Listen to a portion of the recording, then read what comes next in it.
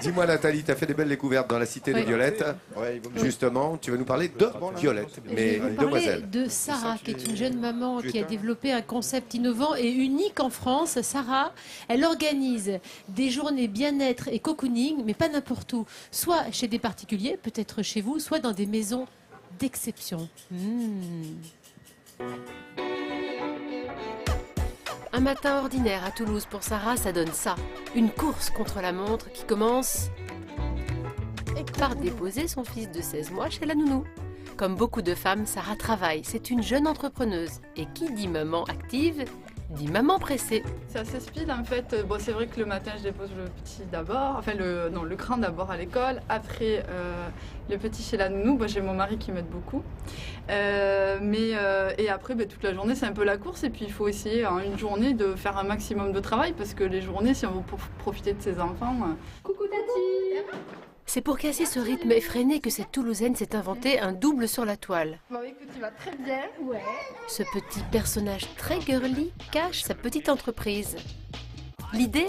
Trouver un lieu hors du commun appartenant à un particulier, loft, atelier d'artistes, villa d'architectes, y réunir des professionnels du bien-être et de la beauté. Et pendant 3 heures, entre massage, maquillage, coiffure, les clientes sont chouchoutées. Un concept unique en France, né à Toulouse, avec un objectif, prendre du temps pour soi.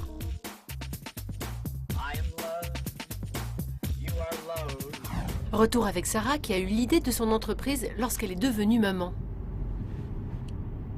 Après mon premier enfant, j'avais l'impression de plus connecter avec ma vie d'avant, avec mes copines, etc. Et puis être vraiment prise. C'est vrai qu'un premier enfant, c'est un peu un bouleversement énorme. Et du coup, j'ai lancé ce concept pour offrir vraiment du temps aux femmes. En fait, j'ai créé un concept que moi, j'aimerais faire personnellement. Direction le centre-ville. Sarah n'a pas vraiment le temps de profiter de son concept, car ce matin, elle a rendez-vous dans cette boutique de vêtements. Salut, ça va? Avec Marine et Cindy, 2 relookeuses qui participent aux événements de Sarah. Voilà. Bonjour. Sarah. On est en plein essai. On trouve une nouvelle tenue. Moi, je regarde pour faire la... Le relooking, un atelier central pour les journées bien-être. Donc Bernadette, on a vu par rapport à ton style que tu étais une personne artiste. Tu as ton nuancier de couleurs. Oui. Donc dans ta colorimétrie, on voit que c'est une couleur chaude, donc qui peut te correspondre. Ça va permettre en fait cette carte de définir les couleurs qui lui correspondent. Elle peut l'avoir sur elle. Quand tout elle le va temps. faire les magasins Voilà. pour l'aider. Et ça permet en fait de ne pas faire de faux pas. Et ça, l'étude en colorimétrie, c'est le genre de choses qu'elles font pendant les événements, en fait. Ouais. Deuxième étape donc du conseil en images, le choix des vêtements. Un accompagnement shopping organisé pendant les événements de Sarah.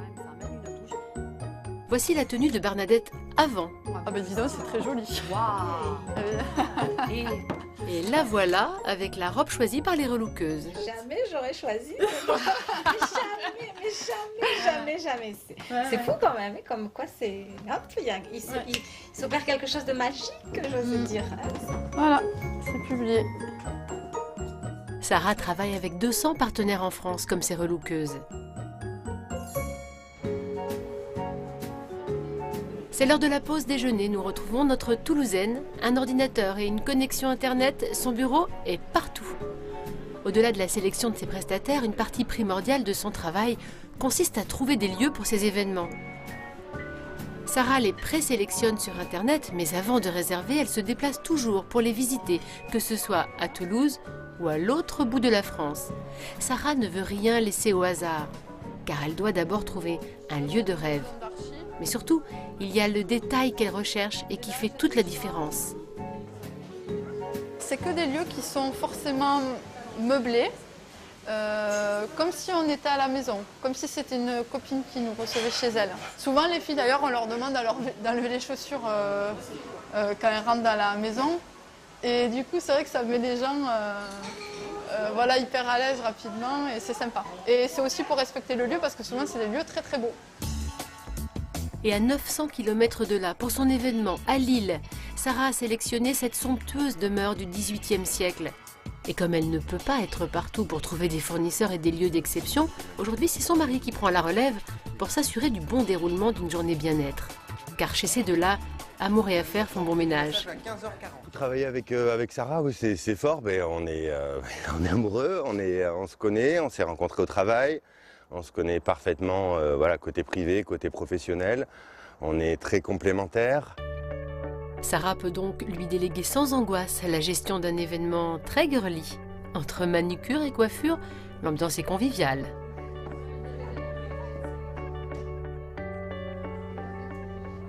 C'est un moment privilégié à partager, l'ambiance est super sympa. Voilà, tout le monde a la banane, donc ça fait plaisir. Bien, très détendue, prête à m'endormir. Je suis vraiment contente de la coiffure, c'est nickel. Pendant 3 heures, ces femmes profitent d'un temps qui leur manque au quotidien. De Lille à Toulouse, cette année, Sarah organise 30 événements dans 15 villes différentes. Une belle success story.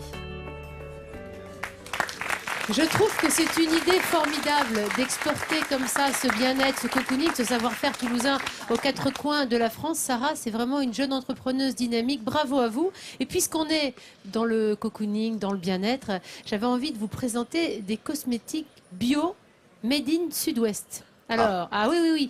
Ce sont Pascal et Vincent qui ont conçu ces cosmétiques pour prendre soin des peaux sensibles, vous savez, comme celles des bébés, notamment. Et si ça va aux bébés, ça nous va à nous. Alors, c'est de l'agriculture bio locale, évidemment, avec des ingrédients locaux qui viennent, comme on dit, locavore. C'est un terme que tu aimes bien, avec la graisse d'oie. Oui, alors, peut-être pour démêler les cheveux, la graisse d'oie, ce serait pas mal.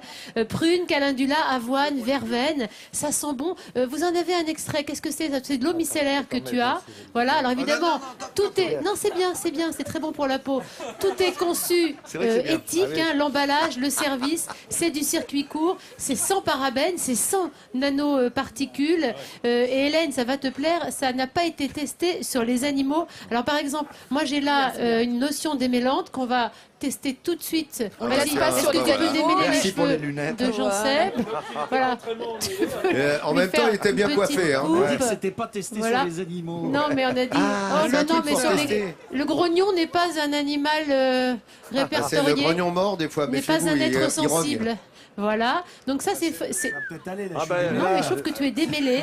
Ce que je trouve, c'est que c'est une formidable idée encore d'être éthique et d'aller jusqu'au bout d'un concept. Aujourd'hui, nous, les consommateurs, on veut savoir ce qu'il y a dans ce qu'on se met sur le visage, dans les cheveux, sur la peau. Et ça, ils l'ont bien compris. Made in Sud-Ouest. C'est magnifique. Regarde-moi. Elle a changé de look.